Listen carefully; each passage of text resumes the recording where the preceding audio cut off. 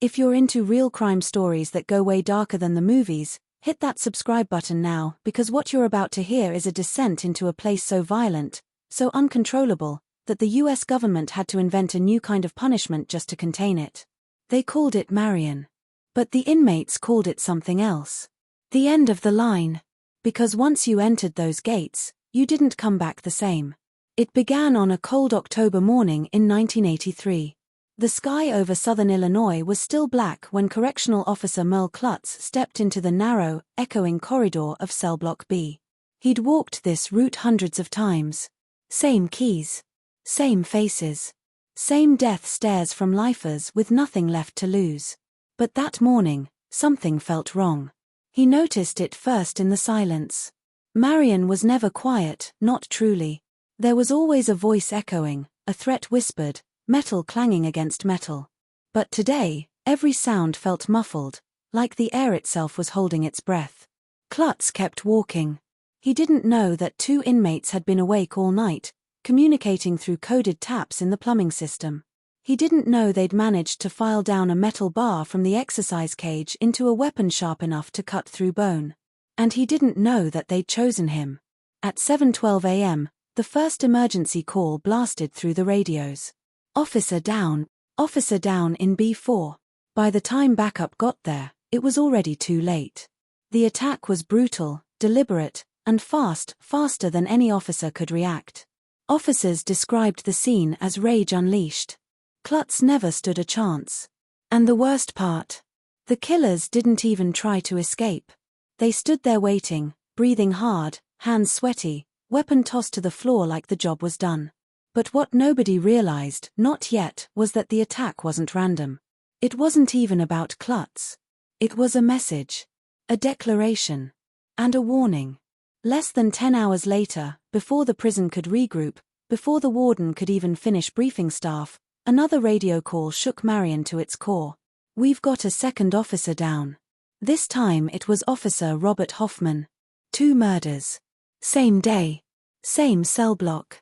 2 coordinated killings inside what was supposed to be the most secure federal prison in the United States. The FBI rushed in within hours. Agents walked the tiers with stiff faces and pale eyes, trying to understand how 2 inmates could murder 2 guards in a place that was designed to be escape-proof. But inside Marion's walls, escape wasn't the problem. Control was. Marion had become a battleground. Gangs ran communication networks through pipes, tapping messages like Morse code. Smuggled notes moved between cells like rumors in a war zone. Officers were outnumbered. Security cameras were outdated. Inmates serving life had nothing left to fear, and they knew it. Inside those concrete walls, the balance of power had shifted. And the government needed to take it back. The investigation moved fast, too fast, some inmates later claimed. The prison went into emergency lockdown. No movement. No recreation. No visits. Nothing. Just the hiss of air vents and the metallic boom of cell doors slamming shut. 4 days, officers searched every inch of the prison. They found improvised weapons hidden inside mattress seams. Maps drawn in pencil under bed frames. Notes written in code describing guard shift patterns. And in one cell, taped behind a vent panel, they found something that changed everything. A detailed, handwritten list of names. Not inmates. Officers. 27 of them. Each name was followed by notes. Easy target. Never checks under bunks. Carries keys on right side. Walks alone. When the warden saw it, he reportedly went silent. No orders. No comment. No reaction. Just a long, unbroken silence. Because the truth was suddenly clear. The 2 murders that morning weren't isolated. They weren't emotional. They weren't spontaneous. They were part of something bigger. A plan. A strategy. A war inside the walls. And Marion was losing. On October 27, 1983, with the prison on the verge of total collapse, the federal government authorized an unprecedented, historic move, one that would reshape the American correctional system forever. They were about to lock down the entire prison. Permanently. Every inmate. Every cell. 23 hours a day. It wasn't just a lockdown. It was the creation of something new. The first true supermax in US history.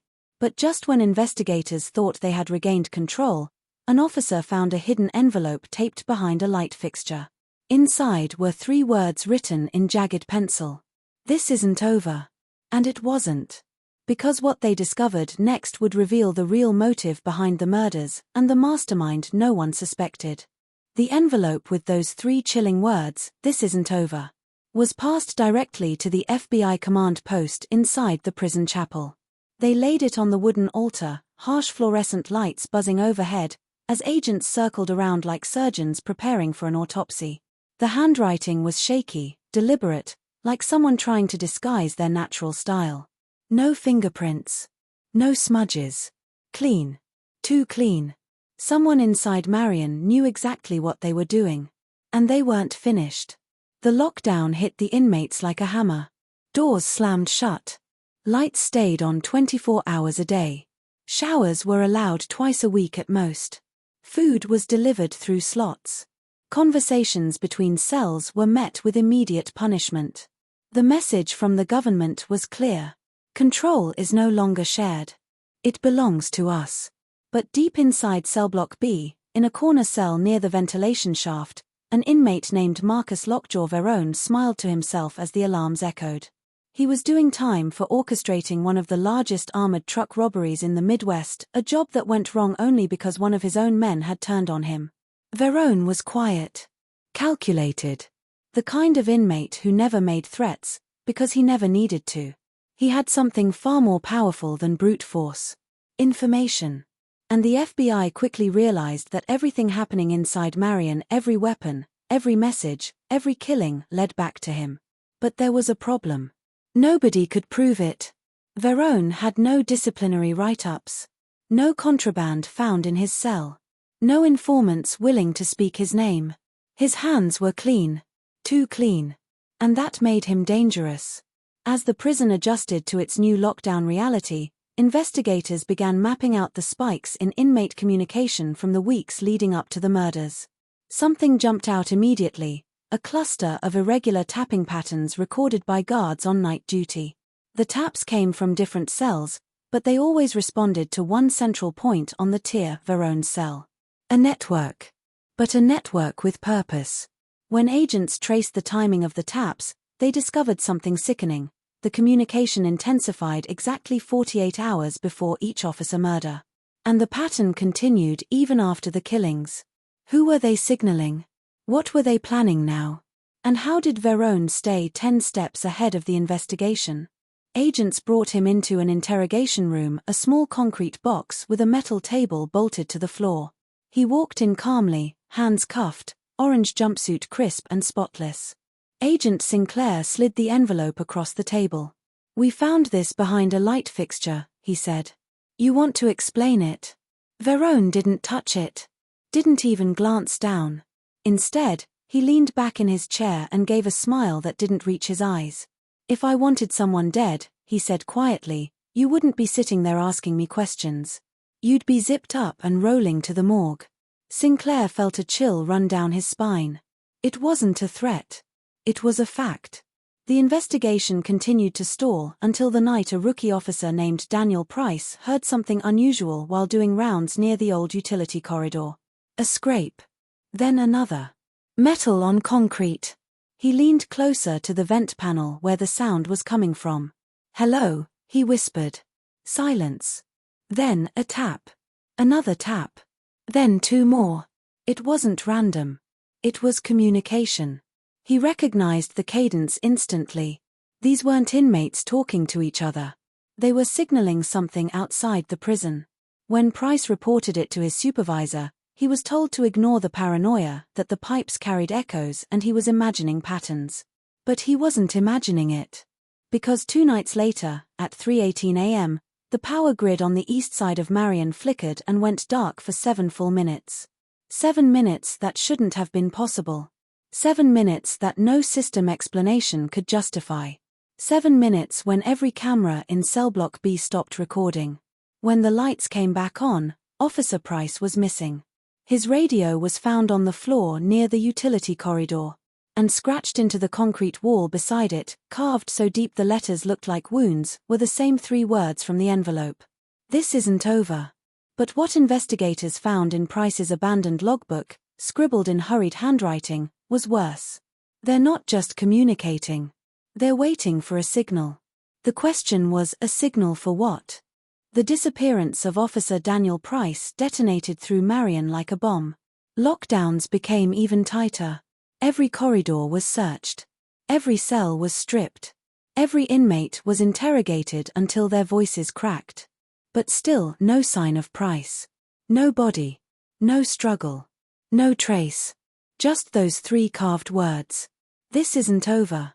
And investigators knew now that whatever was happening inside Marion, it wasn't reaction. It wasn't chaos. It was choreography. Someone was planning something. And they were using the prison as a command center. The FBI brought in specialists from Washington, experts in coded communication, prison radicalization, and organized crime. They pored over the tapping patterns Officer Price had reported in his logbook. Computers converted the sequences into waveforms, then into timing graphs.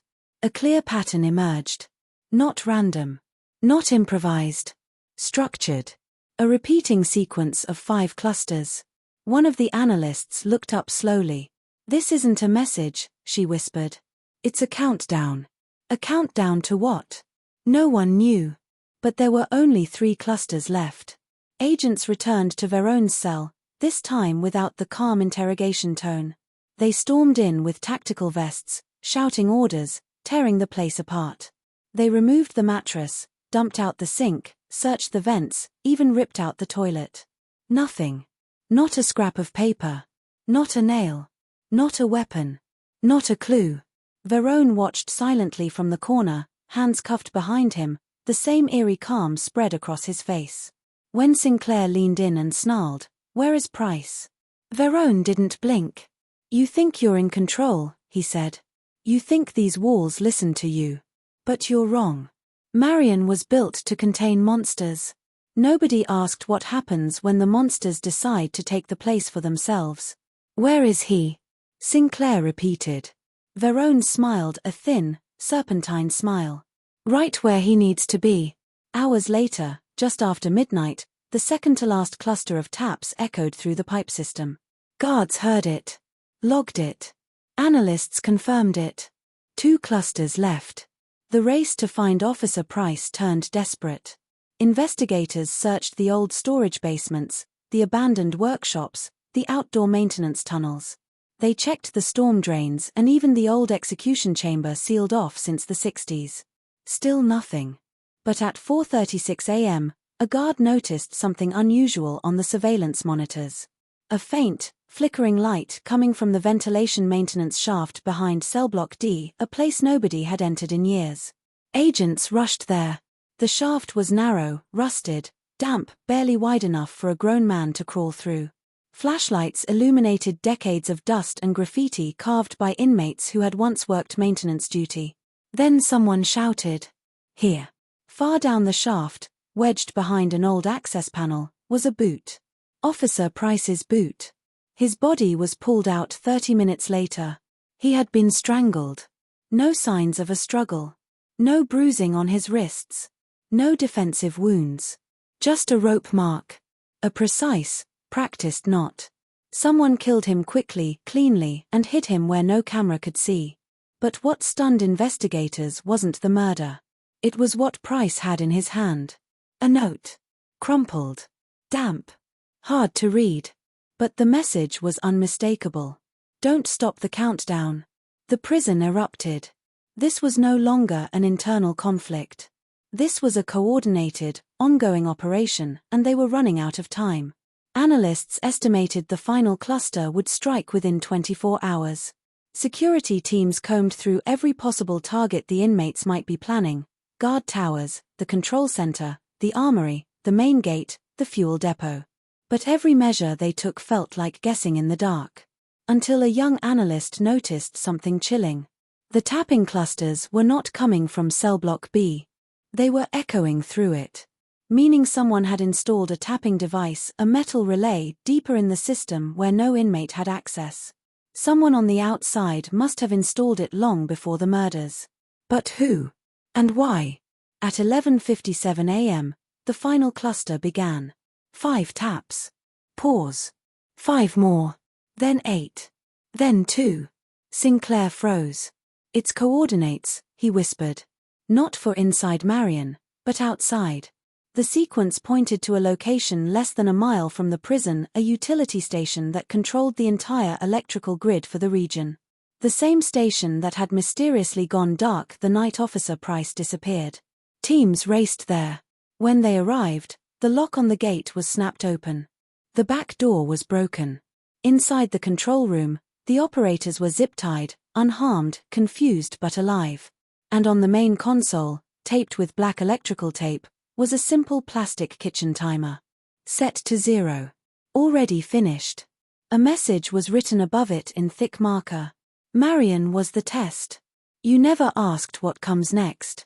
The analysts ran to the console, expecting explosives, but there were none. No weapons.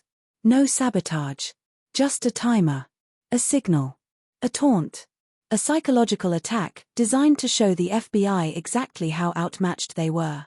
Back at the prison, guards began reporting something strange. The tapping had stopped. All of it. Completely.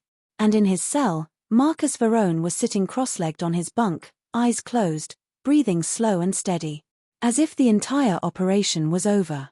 As if it had never really been about Marion at all. Agent Sinclair stood outside the cell, staring at the man who had orchestrated it without leaving a fingerprint. "What was the point of all this?" he asked. Verone opened his eyes. "The point," he said quietly, "was to show you that control is an illusion."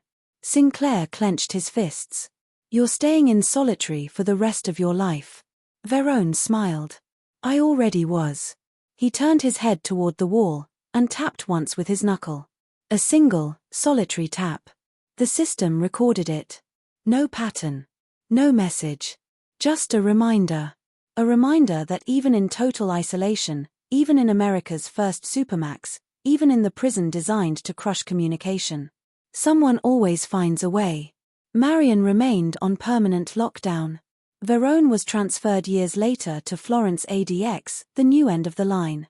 But experts still debate whether the countdown was real, or just a psychological war designed to expose how fragile the entire system really was. And they never solved the biggest question. If the tapping wasn't only coming from inmates, then who helped them? The case remains open. And the signal has never been decoded. If you thought this story was intense, you're not ready for the next one. Hit subscribe, you won't want to miss what's coming next.